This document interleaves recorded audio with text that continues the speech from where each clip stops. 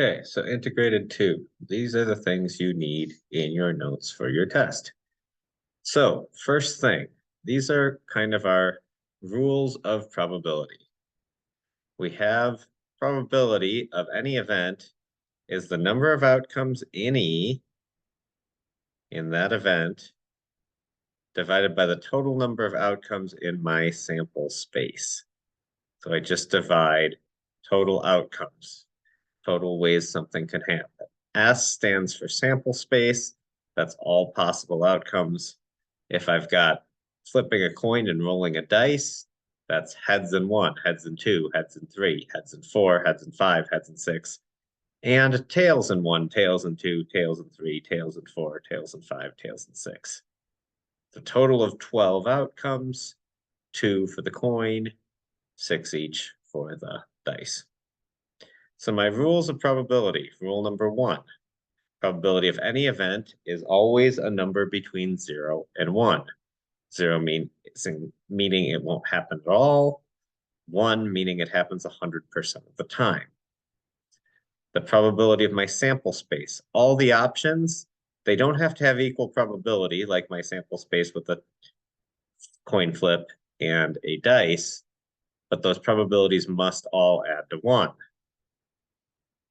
Rule number 3, we often actually wrote it like this, but it didn't want to take that formatting. So the complement of an event, or not that event, is 1 minus the probability of that event.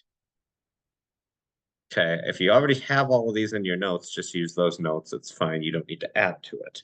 But remember, we did the birthday problem where we figured out the probability that no one shared a birthday, and then we did 1 minus to get the probability that two people did. Rule 4 was if A and B are mutually exclusive or disjoint, then the probability of A or B is just P of A plus P of B, just add them. That's part 1 here. Part 2, if they're not disjoint, P of A plus P of B is P of A or B is P of A plus P of B minus P of A and B, or minus the overlap.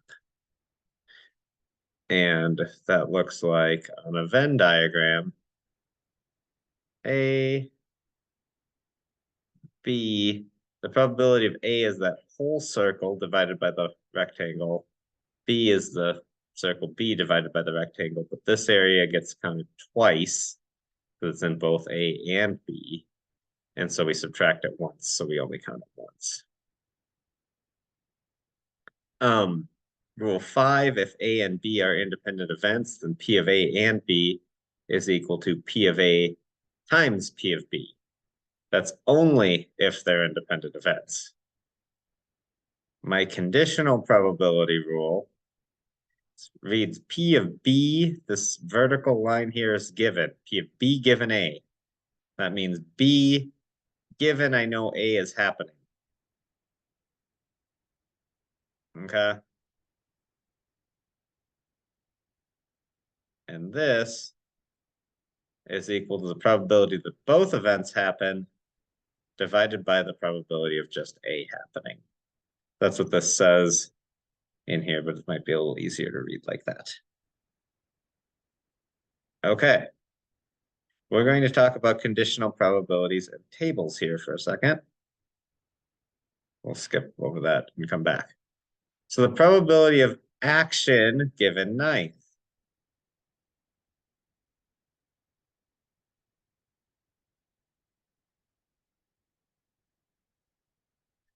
That means I've got, notice so given ninth means I'm only looking at the ninth column.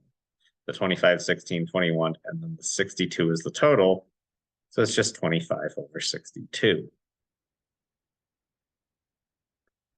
The other way, let's do probability of 11th given romance.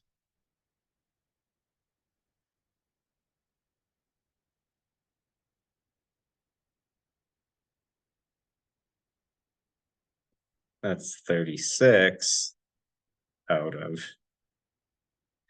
36 right here out of 82. Okay.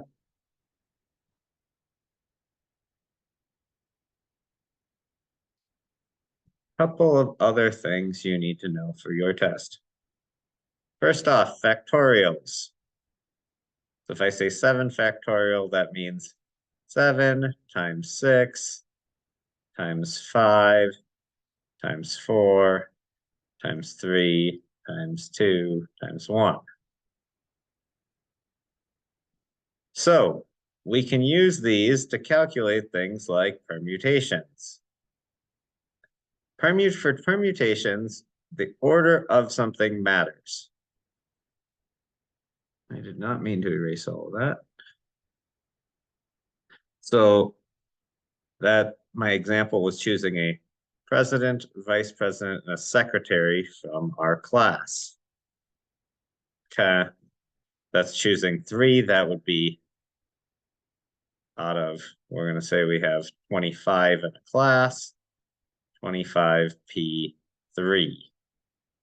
That's for 25 factorial over 25 minus 3 factorial, which is, the bottom is 22 factorial. 25 minus 3 is 22. The top we can think of as 25 times 24 times 23 times 22 factorial. Or you can use a permutation calculator, or which is mostly on your calculators. This one works out to be 25 times 24 times 23. But you can also do 25p3 on your calculator if you know how to do that. Again, if order doesn't matter, I choose 3 of you to go get books from the office. That's 25c3. You can write it like this. We call it 25 choose 3. The formula, that's it. That's n over r. R being the number I choose, n being the total. So n factorial for r factorial times n minus r factorial.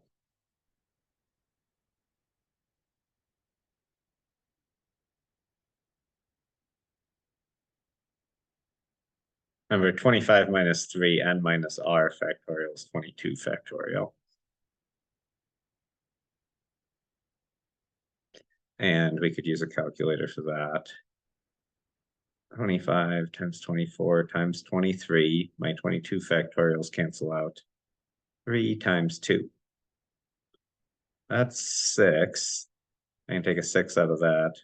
100 times 23 is 2,300. So this one's 2,300. That one would be a little larger. Be 6 times as large, actually. So permutations should always be larger than combinations. Okay, that is what's on your test. Make sure you get all of this in your notes. If you need to go back and pause any parts to write stuff down, go ahead and do that. If you already had it in your notes, that's great. We will have a review for the test on Monday. Test will be Tuesday.